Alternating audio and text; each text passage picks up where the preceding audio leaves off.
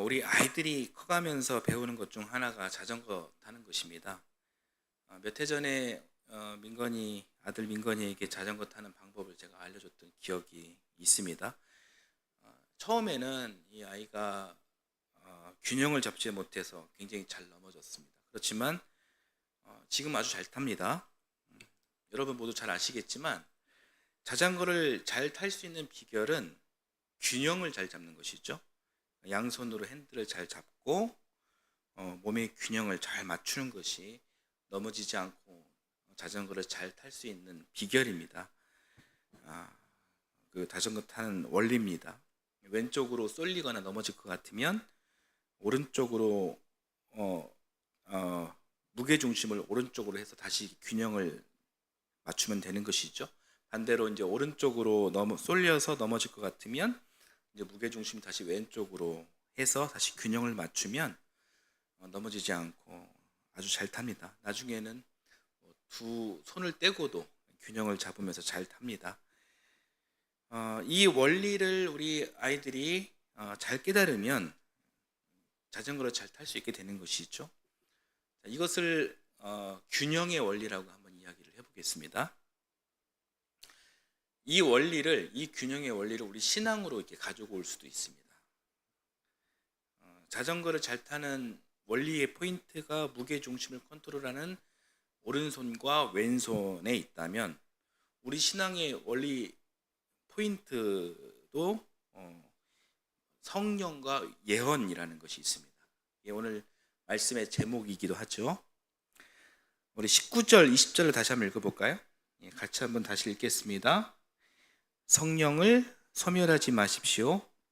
예언을 멸시하지 마십시오. 네. 성령과 예언을 소멸하거나 멸시하지 말고 소중히 여겨라 라는 그런 말씀입니다. 여러분, 오늘부터는 교회력상 성령 강림절입니다. 성령 강림절을 맞이하여 오늘은 여러분 성령에 대한 이야기를 좀 하려고 합니다. 오늘 말씀을 보니까 성령을 소멸하지 말고 예언도 멸시하지 말라 이렇게 이야기를 하고 있는데 성령은 무엇이고 그리고 예언은 무엇일까요? 그리고 성령과 예언의 차이는 무엇일까요? 그동안 저는 이렇게 설교를 하면서 나름 논리적이려고 많이 노력을 했습니다. 믿습니까? 아멘. 막 이런 반사적 반응의 그런 성경 읽기, 성경 해석 이런 것이 아니라 성경의 큰 물줄기를 하나님께서 우리에게 주신 이성으로 한번 이해해 보자라는 거예요. 이성으로 이해하고 우리의 이성적 언어로 신앙을 이렇게 설명해낼 수 있어야 된다. 그런 관점으로 제가 성경을 보자고 여러분들께 말씀을 드렸고 또 그런 설교를 제가 했다고 생각을 합니다. 하나님은 어떤 분이시지? 예수님은 어떤 분이시지? 이 두 분의 차이는 무엇이지? 또 이 두 분과 우리의 상관은 무엇이지? 더 나아가 2000년 전 예수 그리스도의 피가 어떻게 2023년 오늘을 사는 우리의 피를 정하게 하는 것이지? 이런 것을 그냥 옛날 성경에서 적혀 있기 때문에 그냥 믿어라가 아니라 이성적인 우리의 지성과 그리고 우리의 그 이성적인 언어로 한번 표현해 보려고 노력해 봤다라는 거예요. 제가 아직 많이 부족해 가지고 잘 전달이 안 됐을 수도 있지만 나름대로 이제 그런 방향으로 제가 여러분들을 이끌었던 것 같습니다.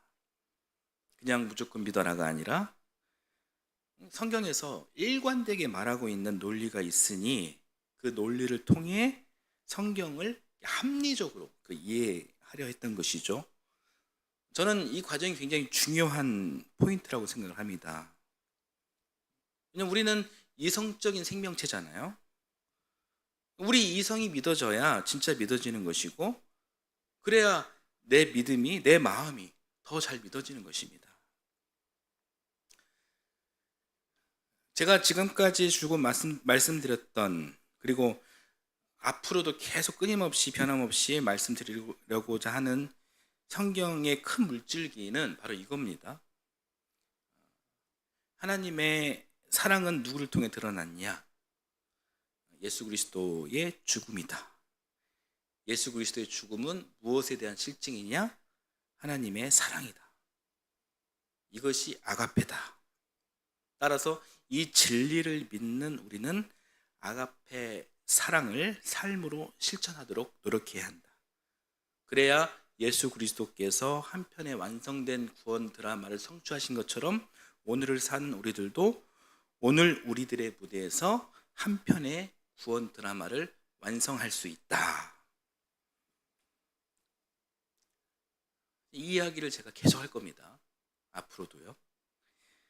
그러니까 이 이야기는 이 성경의 핵심 이야기면서 상당히 변증적인 이야기입니다.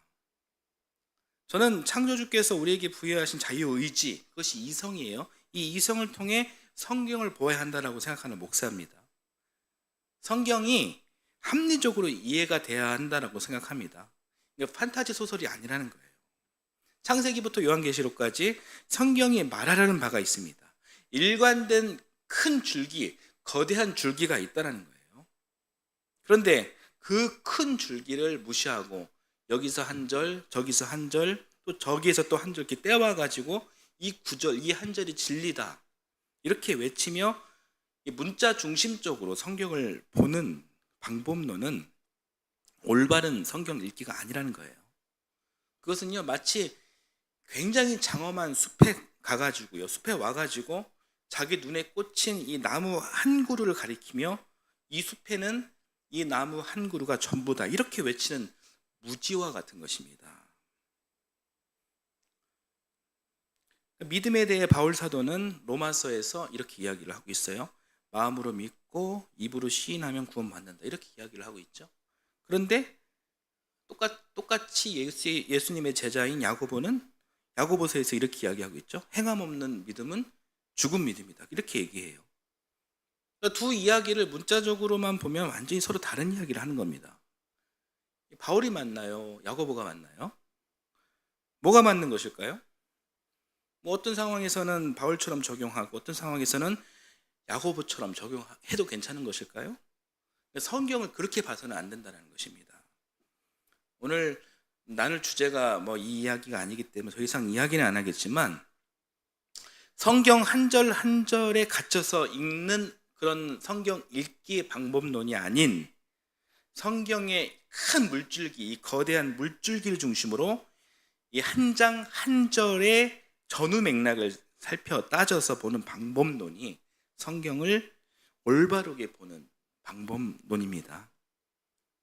이 방법론이 하나님이 친히 우리에게 인간을 사랑하셔서 오직 이 사람에게만 주신 우리 이성으로 이 성경을 바라보게 하고 이성으로 우리를 깨닫게 하고 더 나아가서 이성으로 진짜로 믿게 하는 그런 과정을 만들어줍니다.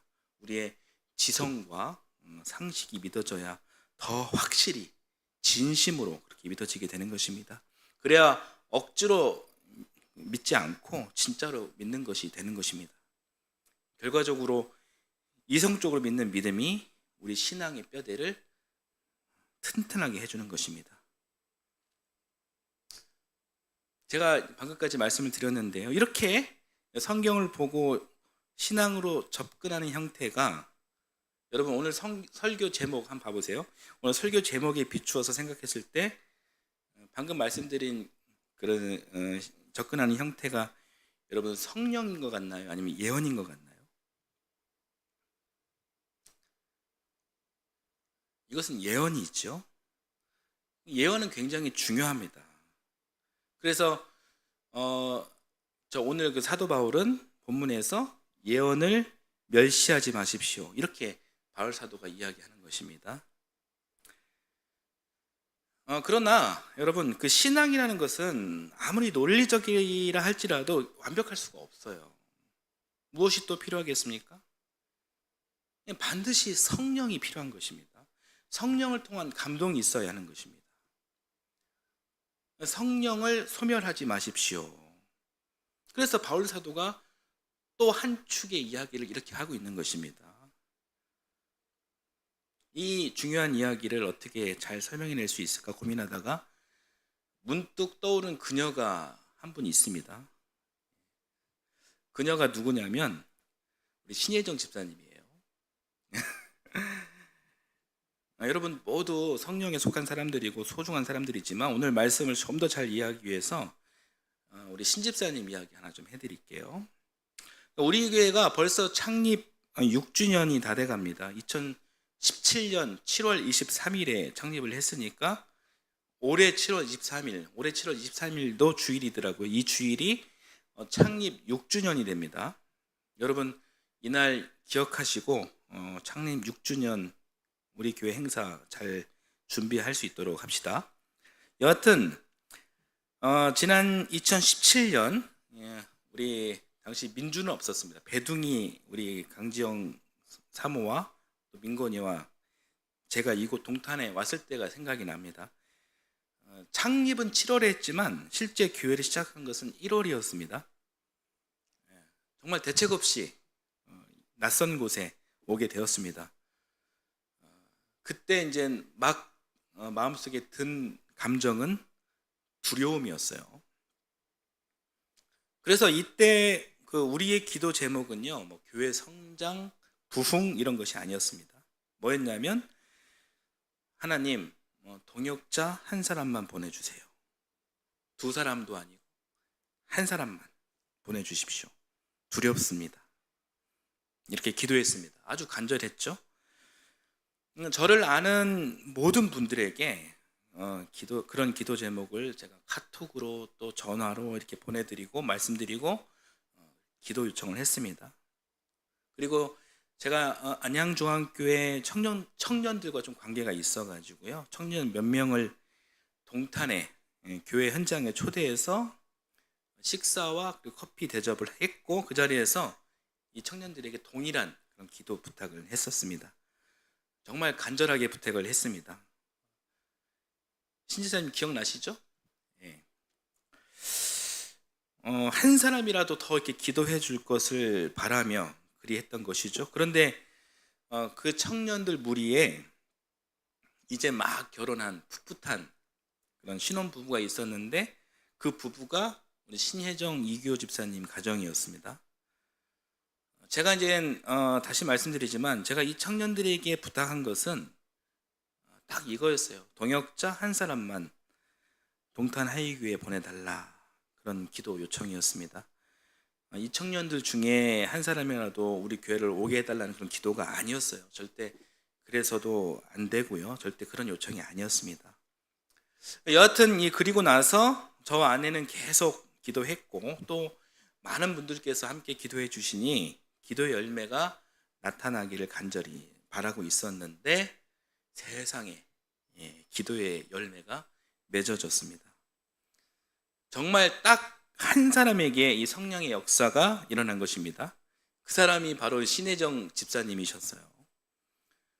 여러분 아시는 분은 아시겠지만 당시에 우리 신 집사님이 저를 특별히 좋아하지 않았습니다. 저 때문에 이 얘기는 할 필요 없고, 그렇다고 저를 싫어하지는 않았겠지만 뭔가 이렇게 특별함이 없었더라는 것이죠. 그런데 놀라운 것은 신집사님이 저희를 만난 이후에 남편 이규호 집사님에게 우리 하이교회로 가자, 우리 동탄으로 이사하자, 이런 이야기를 했다라는 거예요. 교회 옮기는 게 쉬운 일인가요?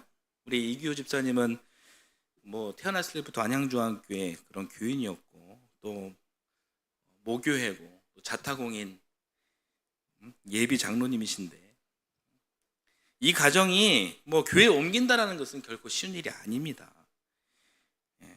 또 이사가 무슨 소꿉놀이인가요? 그때 막 결혼해서 한 6개월 정도 지났나요?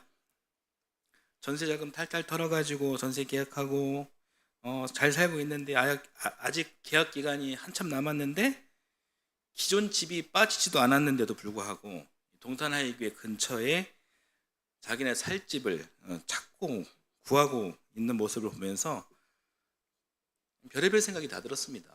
저 사람들 참 특이하다. 어떤 마음으로 저러고 있지? 그런 생각을 했어요. 제 입장에서는 저 가정이 정말 기도의 열매라면 정말 감사한 일이었지만, 한편으로는 지금 벌어지는 이 일이 제 이성으로 감당할 수 없는 그런 일들이었거든요. 이런 일들이 펼쳐지는 저의 현상을 보면서 한편으로는 두려웠어요. 두려웠지만 이 모든 일이 성령의 역사다 이렇게 생각하고 또 믿으니 어느 순간 이 두려움이 사라지고 기쁨과 감사로 오늘까지 남아 있습니다. 저는 그때의 생각들이 아주 또렷합니다.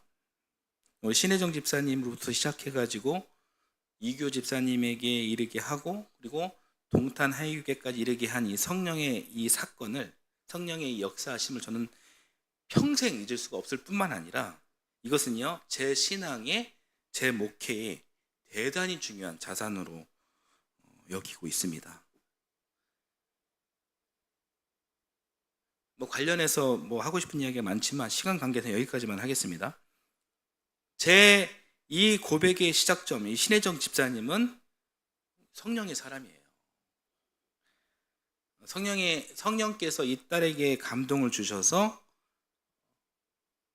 일하게 하시고 6년이 지난 오늘까지 변함없이 우리 교회 1호 집사로 자신의 사역을 성령님께서 잘 감당할 수 있도록 인도해 주신 것입니다. 제가 이 이야기를 왜 했냐면 우리 신혜정 집사님한테 잘 보이려고 해서 그런 게 아니라 오늘 말씀의 중요한 주제인 성령을 소멸하지 말라는 바울 사도의 이 이야기를 강조하기 위해서입니다. 성령의 감동 없이 예언만 가득한 사람은 예수님을 어떻게 생각할까요? 예수님을 성인 군자와 같은 사람으로 취급할 가능성이 큽니다. 우리들이 좋아하는 위인 한두 사람 있죠? 그 위인들을 여러분들은 어떻게 생각합니까? 그 사람 내가 존경하죠. 존경은 하지만 나의 전인적인 모델로 삼지는 않습니다. 이 위인들 내 삶과 특별히 그런 상관성이 없어도 됩니다.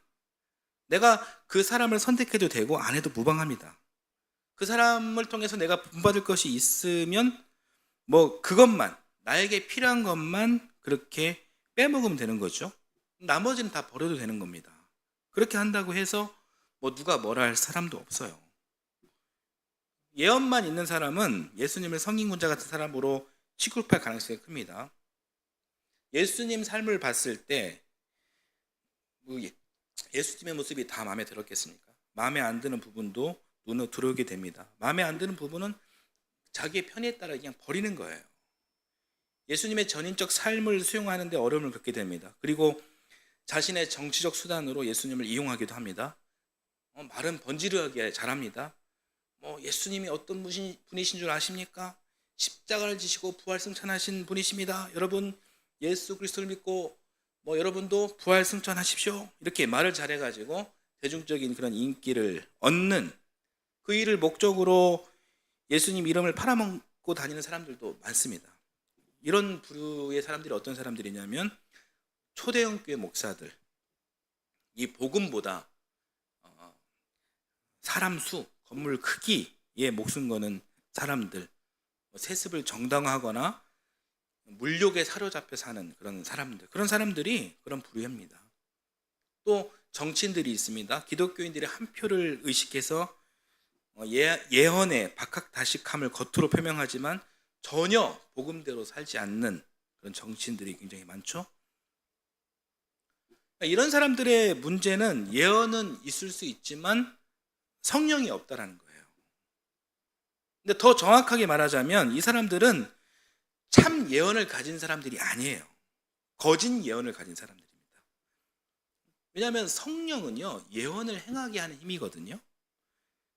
예언은 진리입니다. 진리이기 때문에 진리대로 살아가는 이 삶이라는 것은 쉽지가 않습니다. 여러분, 진리대로 사는 삶이 어떤가요? 쉬운가요? 진짜 힘들거든요. 그동안 자기가 주인 삼았던 것 다 내려놓고 자기가 배웠던 거, 경험했던 거, 남들이 칭송하고 있는 자기의 잘남 이런 것들 다 배설물로 여기고 십자가 예수의 길을 걸어야 하는데 그동안 주인 삼았던 뭐 돈, 물질, 권력 이런 것들 다 어떻게 내려놓습니까? 내려놓는 척만 하는 거죠. 실제로는 목숨 걸고 지키고 있으면서 말입니다.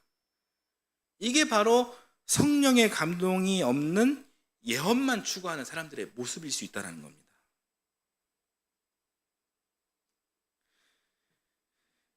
그러면 반대로 성령은 있는데 예언이 없는 경우는 어떤 모습일까요?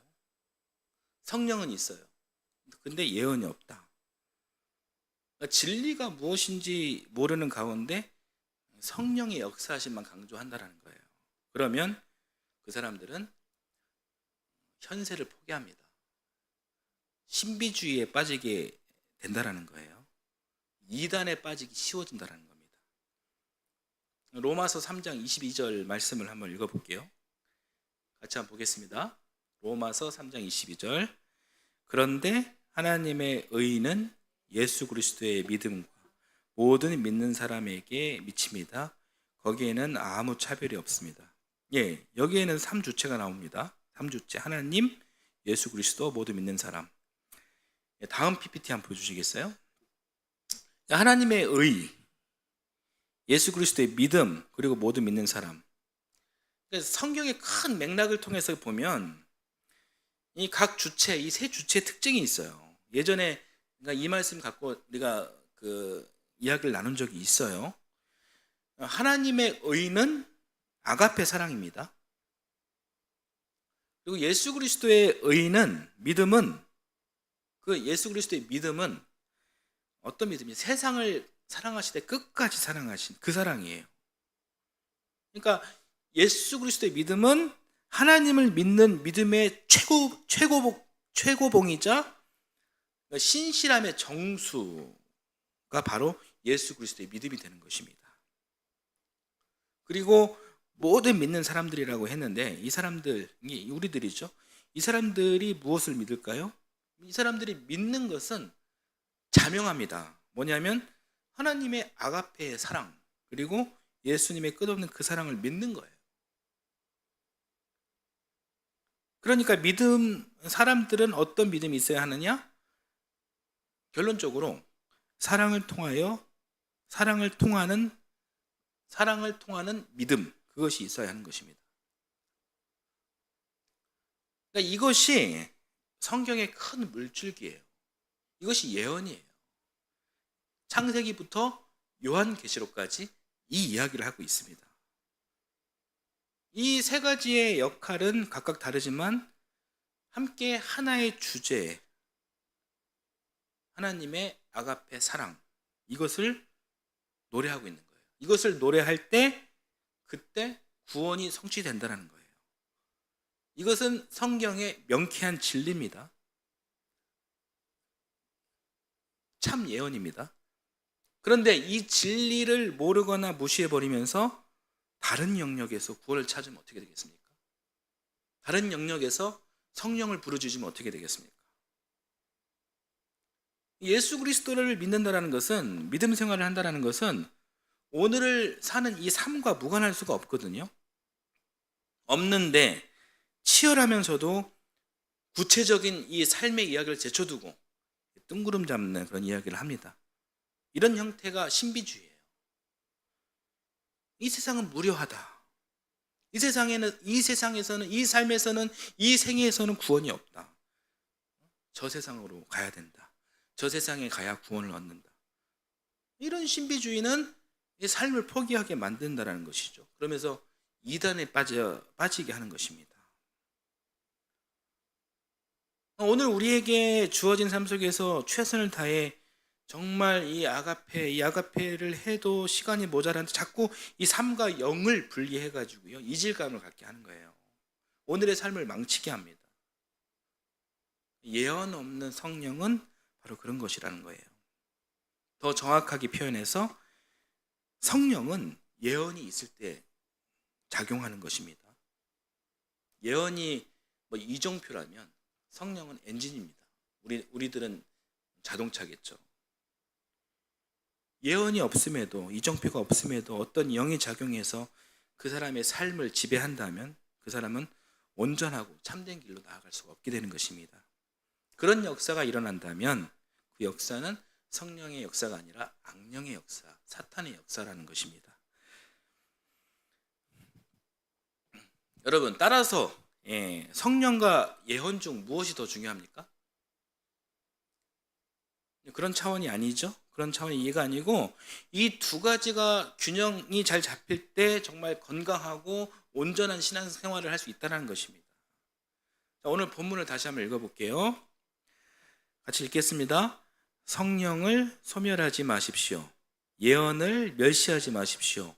모든 것을 분간하고 좋은 것을 굳게 잡으십시오. 갖가지 모양의 악을 멀리하십시오. 19절과 20절에 대한 말씀 충분히 이해하셨으리라 생각합니다. 성령과 예언이 잘 균형 잡힌 사람에게 21절에 능력이 주어집니다. 어떤 능력입니까? 그것은 분별할 수 있는 그런 능력인데 좋은 것을 분별하는 능력입니다. 좋은 것은 무엇이냐? 그것은 하나님 시선이 합당한 거예요. 22절의 악은 무엇이냐? 그것은 사람의 시선입니다. 우리를 끊임없이 유혹하는 아주 강력한 존재죠. 사랑하는 여러분 가슴 속에 정말 선한 일을 향한 하나님 시선에 합당한 하늘의 뜻을 향한 생명을 살리는 그런 사명을 향한 불길이 일어나길 바랍니다. 불이 있어서 몸이 뜨겁고 몸이 뜨거워서 머리에 생각한 것이 머리에 머물러 있지 않고 몸을 통해 막 끊임없이 순환되고 막 표현되어지고 그리고 막 분출해 드러나길 바랍니다. 그런 성령의 사람 되시기를 축원합니다. 또 성령만 필요한 것이 아니라 예언도 같이 필요한 거예요. 그러니까 판단할 수 있는 인도하심이 필요하다라는 말이에요. 지혜 없는 방향이 잘못된 열정은 그것은 사람을 살리기는커녕 죽일 수도 있습니다. 예언도 똑같이 중요합니다. 사랑하는 여러분, 우리는 그동안 이렇게 계속 예배하면서 또 말씀을 듣고 신앙생활을 하면서 이미 예언을 잘 받았습니다. 그 예언 여러분 잘 알고 있어요. 어느 정도는 알고 있습니다. 하나님의 시선과 사람의 시선 이 두 가지 분간 못하십니까? 되시죠? 될 수 있고 또 잘 분간이 안 될 수도 있습니다. 그럴 수 있어요. 지금은 내가 깨달았을지언정 세상으로 나갔을 때 이 강력한 이 악의 구조에 살아가는 우리는 또 예언을 까먹고 잊어버릴 수도 있습니다. 그것이 끊임없이 반복될 수 있습니다. 제가 언제까지 목사로 여러분 앞에 설교할 수 있을지는 모르겠지만 저의 앞으로 평생 설교의 내용은 그렇습니다. 하나님의 시선과 이 사람의 시선을 분간하는 그런 내용이 될 거예요. 계속해서 여러분들과 이 이야기를 나눌 것입니다. 그런데 만약 오늘 이 시간 혹은 어느 때에 여러분에게 성령님을 통해 좋은 것으로 분별할 수 있는 그런 지혜가 들어온다면 여러분은 최선을 다해서 그 예언을 거부하지 않으셨으면 좋겠습니다. 왜 예언을 거부합니까? 어쩌면 우리는 잘 알고 있습니다. 그런데 그 예언에 따라 살길 거부하고 있는 것이죠. 왜 거부합니까? 게을러서, 믿음이 없어서, 고집이 세서, 교만해서, 살아온 관성 때문에 분명하게 내 앞에 제시된 길을 그렇게 거부하고 있을 뿐이죠. 알면서도 하지 않는 것입니다.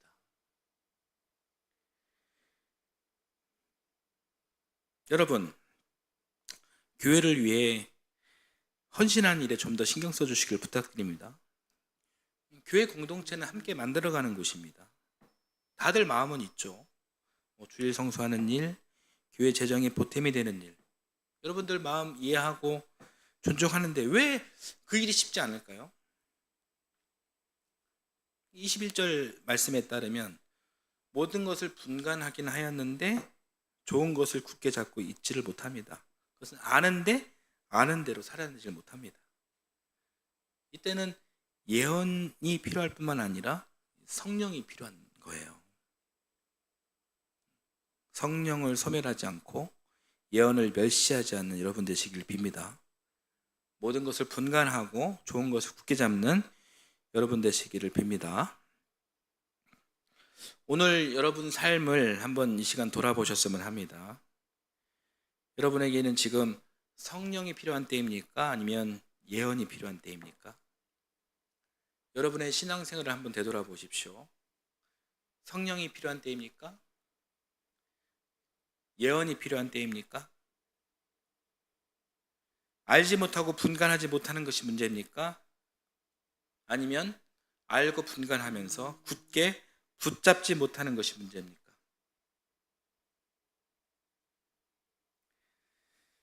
하나님의 진리와 하나님을 향한 열정으로 여러분 가슴이 충만하지 못하다면 그래서 여러분의 가정과 일터와 세상에서 복음대로 살기는커녕 나 하나 추스려 살기도 힘든 그런 지경에 있다면 다른 무엇보다 여러분의 신앙을 새롭게 하시길 바랍니다. 여러분의 믿음 생활을 되돌아보십시오. 다른 길이 없습니다. 왜냐하면 우리 그리스도인들은 성령과 예언을 오직 하나님으로부터만 공급받고 있기 때문입니다. 그때야말로 기도 자리를 지키며 함께 기도할 때입니다. 내가 힘들다고, 내가 연약하다고 예배를 패스하고 기도를 패스하는 것은, 하나님과 멀어지는 것은, 그렇게 하나님과 멀어지는 것은 뼛속 깊이 신앙인인 자기 자신을 결국 더 힘들게 하는 일일 것입니다. 우리는 유한하기 때문에 금방 까먹고 잊어버리고 알면서도 그렇게 살아내지 못하는 삶을 반복해서 살아갑니다. 그럴 수 있어요. 그렇다고 해답을 찾기가 너무 어려워서 답답하다고 이 사람 저 사람 만난다고 여러분 신앙의 문제가 풀릴 일이 아닙니다. 영화를 본다고 좋은 인문학, 소설, 책을 읽는다고 해서 그리고 그 순간 감동을 얻는다고 해서 여러분들의 신앙의 문제가 해결될 수 없습니다. 그런 감동은 내 자신이 공급하거나 제3자를 통해서 공급해서 일어나는 작용이기 때문이에요. 그런 공급이 아닌 하나님으로부터 불어 공급되어지고 거기에 우리가 사로잡혀 성령과 예언을 받기 위해 힘쓰는 여러분 되시기를 간절히 바랍니다. 성령 강림절 이 아침에 여러분 앞에 권면합니다. 성령으로 충만하시고 예언으로 분명한 삶을 사십시오. 그래서 모든 것을 분별하고 선한 것을 굳게 잡는 그런 삶을 사시는 귀한 창조주 하나님의 자녀가 되시길 예수 그리스도의 이름으로 간절히 축원합니다. 아멘.